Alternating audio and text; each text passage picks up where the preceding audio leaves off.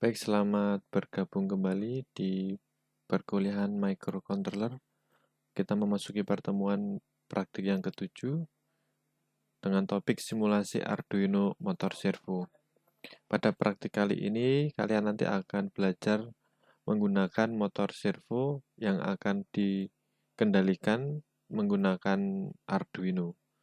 Kemudian, yang menjadi catatan penting di sini adalah bahwa motor servo ini memiliki fungsi untuk mengendalikan atau membuat suatu posisi putaran dengan sudut tertentu. Jadi, kalau kita akan membuat kondisi pergerakan sudut, maka motor servo ini dapat kita gunakan untuk mengendalikan sesuai dengan sudut yang dikehendaki.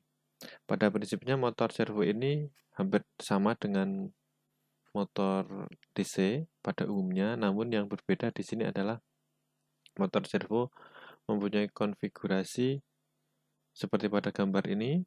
Jadi ada gearboxnya dan juga ada controller servonya, sehingga output di armnya ini atau di lengannya ini nanti bisa berputar sesuai dengan derajat yang dikehendaki. Jadi ini untuk positioning. Misalnya dalam pesawat terbang itu digunakan untuk mengendalikan sudut flap atau sudut aileron atau beberapa controller yang lain atau untuk mengendalikan sesuatu yang membutuhkan positioning atau dia membutuhkan posisi pada berapa derajat. Kemudian cara pengendaliannya, nah nanti konfigurasi di motor ini nanti ada 3 pin kabel seperti ada pada rangkaian seperti ini. Nah nanti ada power supply, ground dan juga positif plus VCC dan data. Nah di sini nanti data ini adalah yang akan mengendalikan posisi motor servo ini. Dia mau berputar ke kanan atau ke kiri atau berapa derajat, nanti yang mengendalikan adalah data dari Arduino ini. Kembali ke dasar teori, pada umumnya ada 2 bagian atau 2 macam motor servo. Yang standar ini ada armnya berputar 180 derajat, kemudian penggunaannya kebanyakan di robotika maupun di beberapa pesawat tanpa awak menggunakan untuk mengendalikan biasanya di fixed wing. Kemudian servo motor continuous ini adalah motor yang dapat berputar sebesar 360 derajat. Jadi ini motornya bisa berputar kontinu terus-menerus. Sedangkan yang motor servo standar ini hanya mampu untuk 180 derajat. Namun pada prinsipnya cara penggunaan dan cara pengendaliannya itu hampir sama. Kemudian untuk praktik kali ini nanti rekan-rekan akan membuat rangkaian. Jadi ada Arduino, kemudian ada satu buah motor servo. Nanti silakan Anda hubungkan VCC dengan VCC ya, kemudian ground dengan ground dan data. Ini nanti kita hubungkan ke pin 9. Nah, pada bagian ini yang perlu kita perhatikan adalah pin yang dapat kita fungsikan adalah pin yang memiliki simbol BWM. Jadi data yang digunakan ini adalah berupa pulsa. Jadi tidak semua pin yang ada di Arduino ini bisa kita gunakan, namun pin-pin tertentu saja yang mampu atau yang dapat menghasilkan BWM. Jadi di sini adalah pin nomor 11, 10, 9, 6, 5, dan pin 3. Nah, atau lebih jelasnya bisa rekan-rekan buka pada manualnya Arduino. Nanti dia akan menggunakan pin BWM pada pin berapa. Kemudian untuk pemrogramannya cukup sederhana, nanti akan kita ulas di webnya Tinkercad langsung. Kita menuju ke web Tinkercad. Nah, rekan-rekan dapat menggunakan rangkaian yang sudah ada ini untuk buat simulasinya, ataupun juga rekan-rekan dapat membangun sendiri rangkaian dengan konfigurasi seperti ini. Kalau sudah dibuat, nah jadi rekan-rekan nanti sesuaikan pinnya, kemudian jangan sampai terbalik, karena kalau nanti pinnya ini terbalik maka tidak bisa berfungsi ya. Jadi yang pertama Anda cermati adalah pin untuk sumber daya tegangannya, powernya, kemudian untuk pin data atau sinyalnya di sini. Nah, jika sudah, kemudian kita bisa lihat ke kode programnya. Nah, kode program yang ada di lab sheet itu silahkan bisa dicontoh atau juga di copy di situ, dan akan saya jelaskan beberapa bagian ini. Untuk headernya sama dengan yang kemarin, ini hanya untuk keterangan saja. Kemudian kode program mulai di baris nomor 6 ini, include servo.h, ini adalah kita menambahkan library yang sudah ada pada Arduino, kita panggil di sini dengan nama servo.h. Kemudian kita membuat variabel dengan nama pos, kemudian tipe datanya integer. Ini bisa kita ubah dengan yang lain, posisi atau yang lain nggak masalah. Tapi dalam contoh saya membuat variabel pos, kemudian tipe datanya integer, nilai awalnya adalah 0. Kemudian servo, nah jadi saya membuat atau menamai ulang atau mengganti nama servo ini dengan nama servo underscore 9. Nah, sebenarnya kita langsung menggunakan kata servo ini tidak masalah, tetapi untuk mempermudah, karena kita gunakan pin nomor 9, maka kita beri inisial 9 seperti ini. Jadi servo nanti kita ganti namanya dengan servo 9. Kemudian kita masuk setup. Nah, pada setup di sini cukup sederhana karena kita hanya menggunakan library motor servo, maka tidak perlu menambahkan pengaturan yang lain. Nah, di setup ini hanya servo 9.attach dalam kurung 9. Nah, pin 9 ini adalah pin Arduino yang kita gunakan, di mana kita akan menggunakan pin 9. Bila mana rekan-rekan akan menggunakan pin yang lain, misalnya pin 5 atau 6, maka di sini juga disesuaikan. Nah, kemudian kita memasuki loop. Nah, loop ini adalah program yang akan dijalankan secara berulang-ulang dan terus-menerus. Nah, pada kode program ini kita nanti akan menggunakan atau mengendalikan membuat sweep servo dari 0 sampai 180 derajat. Jadi kita membuat sapuan ya, seperti wiper di mobil itu ya, di kaca mobil itu. Nanti kita akan membuat sapuan seperti itu dari 0 sampai 180 derajat, yang nanti dia akan bergeser dari kiri ke kanan dan seterusnya. Maka kode program yang ada di sini sebagai berikut. Nah, yang pertama adalah kita akan membuat nilai pos. Nih, pos sama dengan 0 ini menuju ke 180 derajat, dan di sini akan bertambah 1 terus-menerus.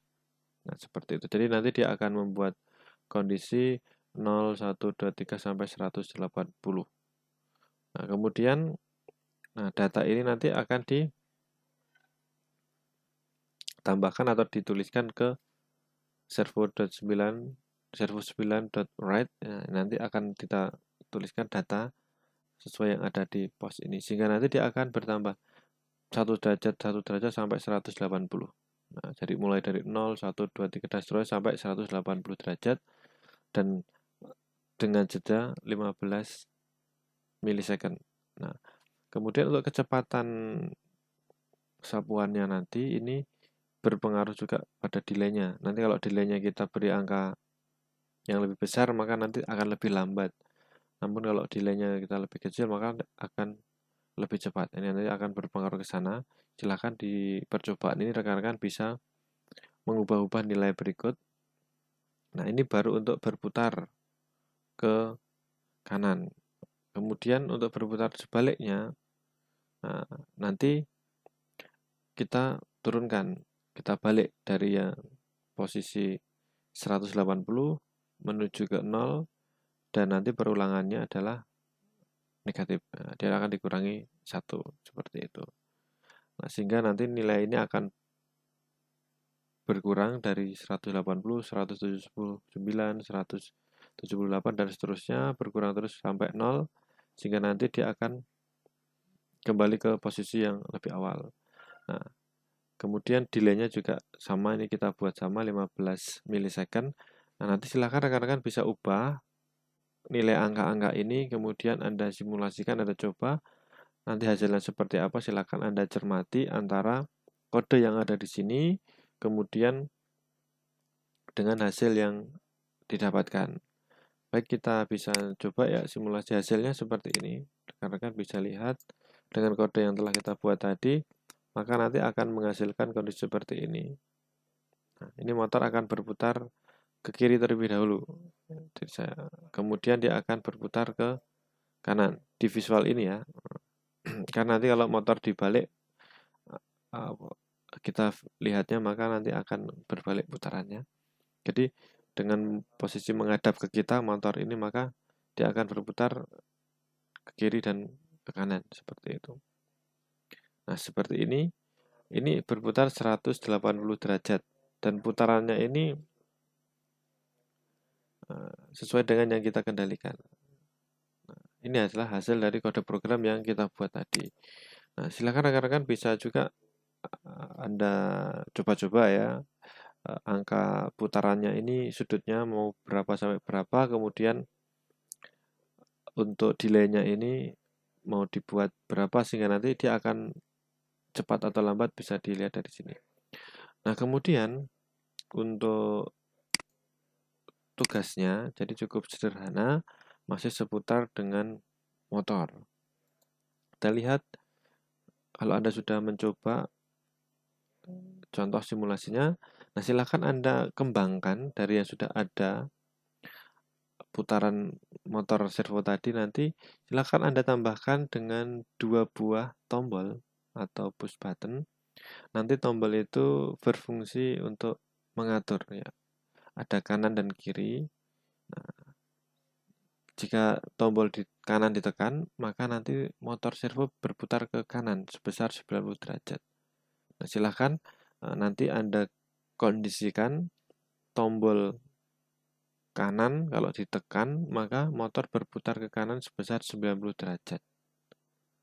Nah, kemudian kalau ditekan lagi, maka dia akan berputar ke kanan 90 derajat. Seperti itu. Nah, kemudian kalau ditekan ke kiri, maka motor servo berputar ke kiri sebesar 90 derajat. Jadi ini untuk pengendali posisi ya. Nah, silakan rekan-rekan coba. Saya tekan ke kanan, maka motornya akan bergeser atau berputar ke kanan sebesar 90 derajat. Nah, kemudian tombol ke kiri saya tekan, maka dia akan berputar ke kiri sebesar 90 derajat.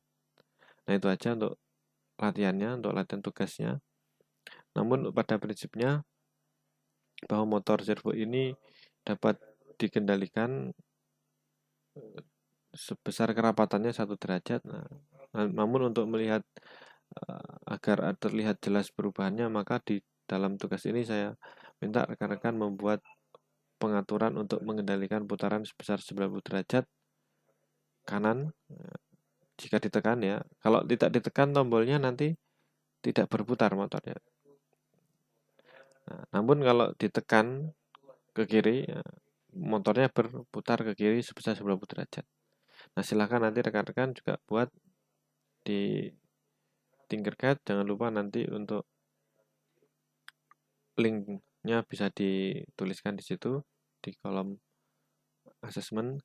Dan jika rekan-rekan masih kurang jelas dengan penulisan programnya, rekan-rekan bisa juga melihat di referensi. Nah, dalam hal ini yang kita gunakan adalah contohnya adalah servo, maka sebagai contoh tadi ada kode program servo attach dalam kurung pin. Nah, nanti ini adalah sintak penulisannya. Silakan rekan-rekan bisa cermati dan bisa pelajari maksud kode program ditulis tersebut itu ada pada referensi. Nah, di situ silahkan. Baik, demikian pengantar untuk praktek yang ketujuh ini. Silahkan rekan-rekan coba Anda buat simulasi dan mengerjakan tugas sesuai dengan yang ada di lab sheet. Nah, semoga rekan-rekan bisa memahami. Apabila ada hal yang belum jelas, bisa ditanyakan. Selamat mencoba, selamat belajar, semoga sukses. Terima kasih.